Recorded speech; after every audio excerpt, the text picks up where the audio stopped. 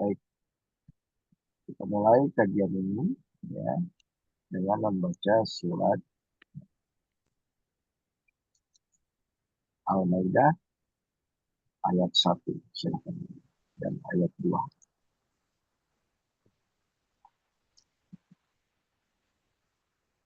Surat 5, surat Al-Maidah ayat 1 dan ayat 2.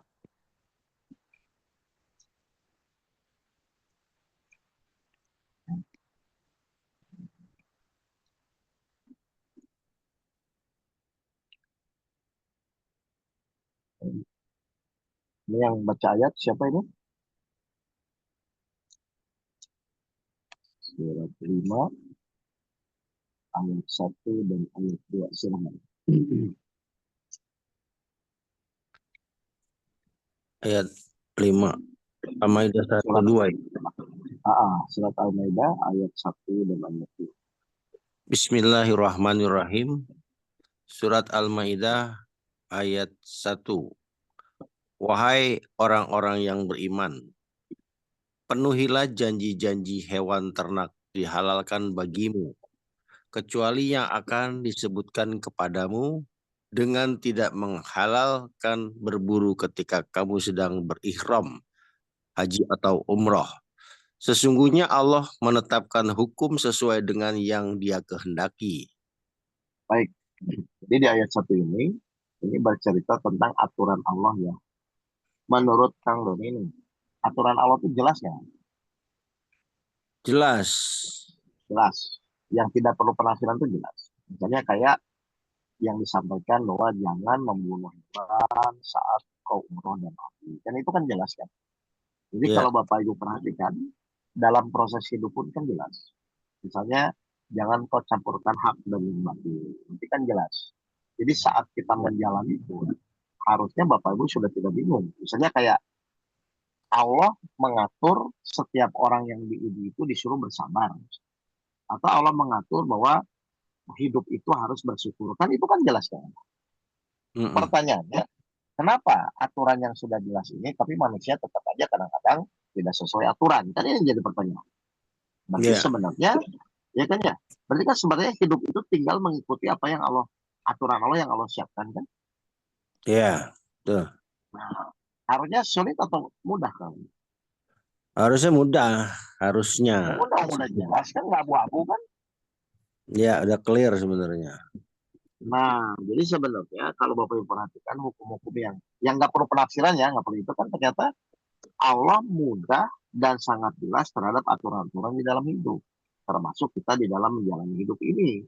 Aturannya adalah misalnya bertakwa, menjalankan perintah Allah, menjauhi larangan ini. Maka sikap dari bertakwa itu muncullah jalan keluar atau kemudahan di dalam segala urusan. Dan itu udah jelas sebenarnya. Maka coba di ayat selanjutnya kan dibaca. Ayat Al-Maidah ayat 2. Bismillahirrahmanirrahim. Wahai orang-orang yang beriman, janganlah kamu melanggar siar-siar kesucian Allah. Dan jangan melanggar kehormatan bulan-bulan haram. Jangan mengganggu yahdu, hewan-hewan kurban. Dan qolaid, hewan-hewan kurban yang diberi tanda. Dan jangan pula mengganggu orang-orang yang mengunjungi Baitur Rahman. Mereka mencari karunia dan keridoan Tuhannya. Tetapi apabila kamu telah menyelesaikan ihram, maka bolehlah kamu berburu. Jangan sampai kebencianmu kepada suatu kaum karena mereka menghalang-halangimu dari Masjidil Haram, mendorong berbuat melampaui batas kepada mereka. Dan menolonglah kamu dalam mengerjakan kebajikan dan takwa. Dan jangan tolong-menolong dalam berbuat dosa dan permusuhan. Bertakwalah kepada Allah, sungguh Allah sangat berat siksanya. Baik, ini kan sebenarnya ayat bercerita tentang masalah aturan haji ya. Jadi kalau Bapak Ibu perhatikan ternyata kan semua ibadah yang Allah perintahkan itu sudah jelas SOP-nya.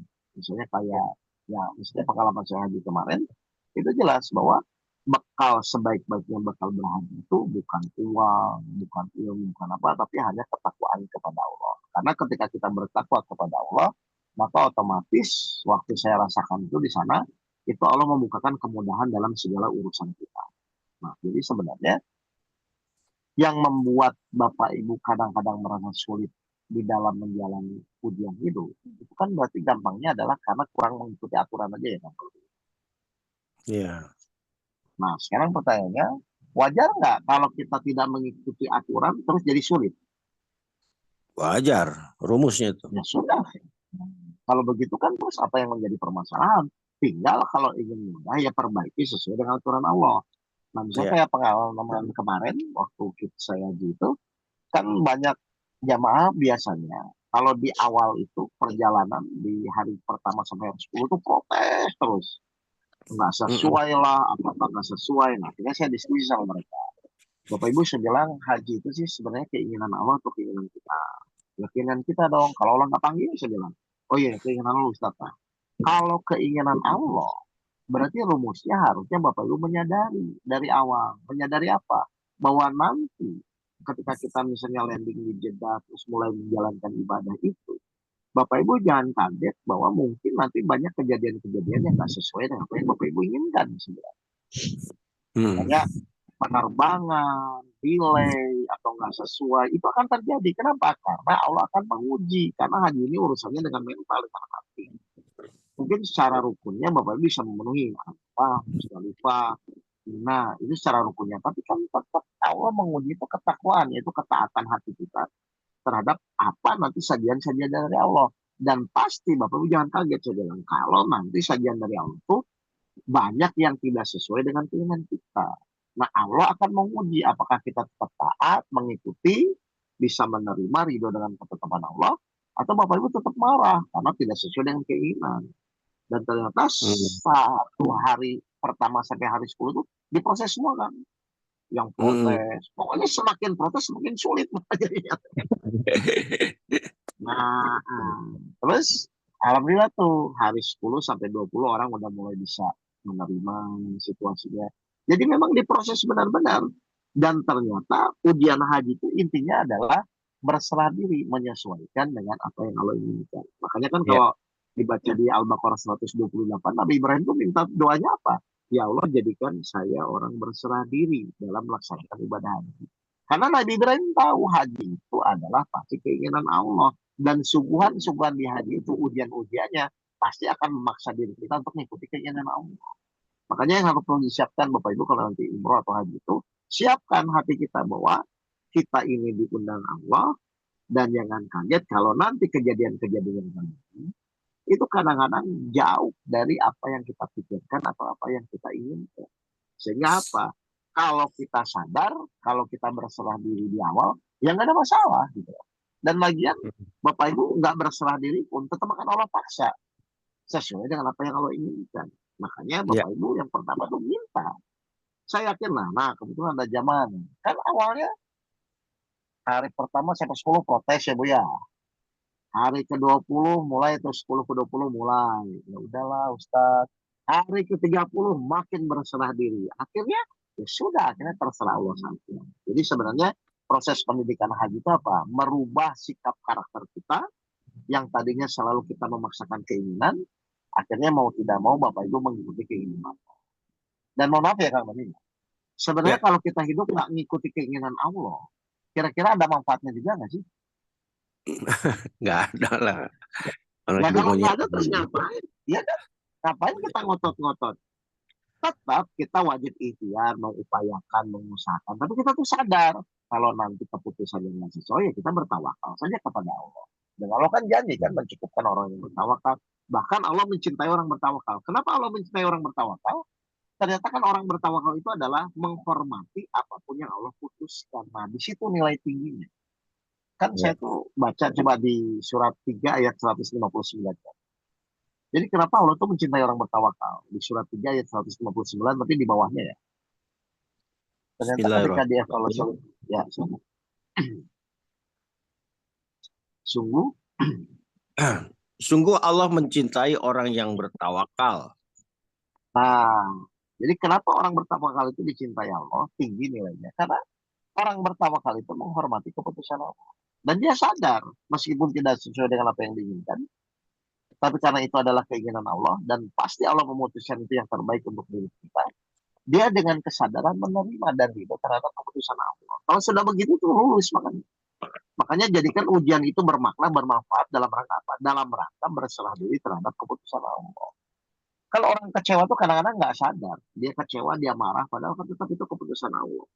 Gimana Mm-mm. Ustaz? Anak saya sudah belajar, sudah begini-begini, tapi kok nggak lulus-lulus? Lah kan yang itu udah ikhtiar. Kau mau Ya, protes, mau tidak, tetap Allah yang menentukan atas izin. Jadi ya, kesimpulannya kalau saya perhatikan, proses haji itu memang ada proses dipaksa Bapak Ibu ya, terima tidak terima untuk selalu mengikuti keinginan Allah. Dan ternyata dengan mengikuti keinginan Allah, insya Allah Bapak Ibu kan lebih enak kok. Dan mungkin awalnya berat ya, karena belum terbiasa. Tapi kalau lama-kelamaan, kalau Bapak Ibu mulai ridho, mulai mengikuti keinginan Allah, itu lama-lama jadi ridho. Nah, dan memang sebenarnya hidup kita kan dalam rangka mengikuti keinginan Allah. Jadi ya. kesimpulannya Bapak Ibu semua, ternyata Allah buat aturan, perintah dan larangan ya, yang tujuannya bertakwa, dan manusia itu silahkan suruh memilih mau mengikuti atau tidak.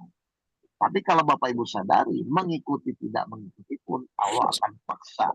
Bapak Ibu harus tetap mengikuti. Kalau sudah begitu, lebih baik Bapak Ibu sadar dari awal. Sadar dari awal namanya berserah diri. Berikhtiar tujuannya beribadah kepada Allah. Keputusan apapun bertawakal kepada Allah di dalam menerima keputusan Allah. Insya Allah hidup Bapak Ibu tidak akan mudah kecewa nantinya. Ya. Karena orang kecewa itu kan yang memaksakan keinginan. Padahal dia tahu kalau keinginan dia tidak terwujud itu yang terwujud adalah keinginan. Dan ternyata memang Allah menguji keinginan kita. Sehingga kalau kita semakin nurut dengan keinginan Allah, insya Allah Allah tidak akan menjerumuskan kok pokoknya. Memang mungkin awalnya nggak enak ya. Kayak contoh Kang Willy. Sabar itu enak nggak sih awalnya? Awalnya nggak enak Bang, Sabar. sabar. Awalnya ada yang, Pasti ya kan? Kenapa? Kenapa awalnya nggak enak kan? ya pasti ujiannya nggak enak terhadap yang nggak enak pokoknya sabar mah. Nah, sabar itu nggak Tidak enak. cocok dengan Karena kan keinginan kita gitu lah. tidak sesuai dengan keinginan kita. Makanya jadi nggak Itu enak. berlawanan. Tapi Betul. kalau Bapak Ibu diniatkan, ya udahlah, mau nggak mau enak-enak saya terima karena keinginan Allah ya gitu. Nanti lama-lama proses perjalanannya akan Allah buat enak karena Allah bersama orang yang sabar. Jadi biasanya nafsu itu cuma nggak enak di awal aja kok. Tapi insya Allah nanti jadi enak ke belakangnya.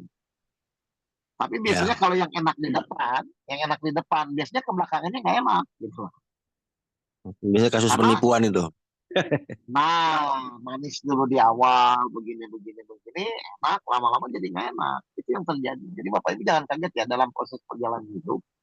Itu kan pasti akan berpasang-pasangan. Kesulitan akan ada kemudahan.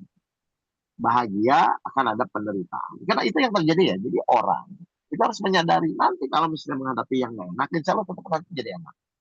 Yang enak nanti pun pasti nanti tidak enak. Nah itulah Allah dalam rangka menguji derajat nafsu kita. Tapi kalau kita semakin mutmainah, semakin jiwa yang tenang, akhirnya mau enak tidak enak tuh akhirnya jadi enak aja. Karena kita sadar bahwa apapun yang dilakukan ternyata itu adalah perlakuan Allah semua. Jelas ya, Bapak Ibu semua? Ya, Baik, das. ada pertanyaan? Silakan. Enggak yang mau bertanya, enggak. Silakan yang enak tidak enaknya. Ujian tuh enak nggak kan? Ujian, Nah, ujian ya tergantung orang yang menerima ujiannya. Ujian itu identik pertamanya nggak enak ya, karena tapi iya. pasti Setelah orang lulus ini sudah gimana putus-putus? ujian itu kan nggak enak, betul? Ya, Tapi setelah di wisuda, wah enak. nah sama. Jadi semua orang tuh menjalani prosesnya akan begitu. Diproses Ya, dulu, menjalani masalah, dibuat sakit dulu, dibuat berhutang dulu, dibuat pusing dulu. Tapi setelah menjalani sesuai aturan Allah, alhamdulillah akhirnya jadi enak. Akhirnya Allah malah bersyukur. Iya ya, gara-gara dulu saya kalau nggak di penjara, mungkin saya nggak hafal Quran. Kan banyak tuh mm, kejadian-kejadian begitu. Kalau saya nggak dibuat sakit, mungkin saya nggak bisa berpasrah. Kalau dibuat mm, nggak banyak hutang dulu, mungkin saya nggak sadar. Kan semua yang tidak enak pun, akhirnya ketika kita mm. menjalani sesuai petunjuk Allah, insya Allah jadi selamat dan jadi enak. Dan mohon maaf ya, Bapak Ibu kan sebenarnya harusnya bersyukur. Apa? Semua proses ujian Bapak Ibu hidup, semua ada petunjuknya kok.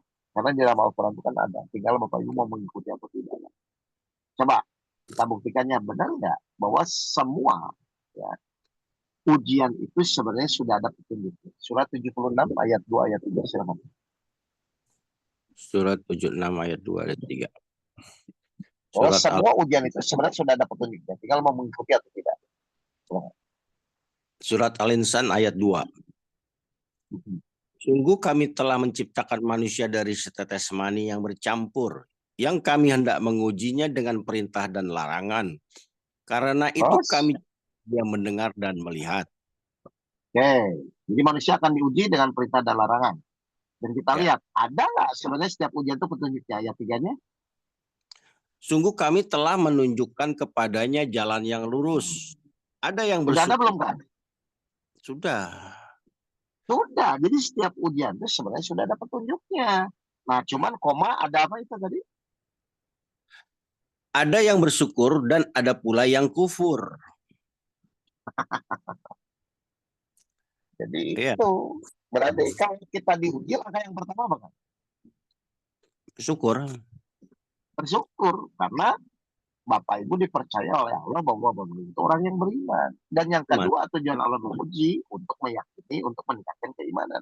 Yang ketiga, untuk merubah sikap kita dari yang tidak baik jadi baik, kan kita harus bagi yang sadar. Makanya Bapak Ibu harusnya tenang aja, setiap ujian pasti ada petunjuknya. Nggak mungkin Allah ngasih ujian nggak ada bocorannya atau nggak ada petunjuknya. Kayak guru Ya. misalnya ngasih ujian di sekolah, pasti disiapkan kunci jawabannya. Cuman kalau ujian di sekolah kan kunci jawabannya nggak akan dikasih. Tapi kalau ujian hidup, kunci jawabannya disiapkan oleh Allah. Tinggal Bapak Ibu bersyukur, berarti saat ikhtiar, itu Bapak Ibu dalam rangka mengikuti petunjuk, bukan dalam rangka menyelesaikan. Jadi alhamdulillah ya Bapak Ibu ya, hatinya semakin sadar di sini. Iya, ya.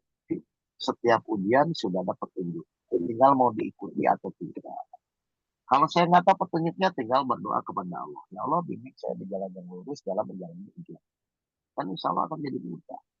Jadi tidak ada ujian sebenarnya yang tidak terselesaikan, yang tidak mudah dikerjakan, kecuali Bapak Ibu harus mengikuti petunjuk-petunjuk Allah.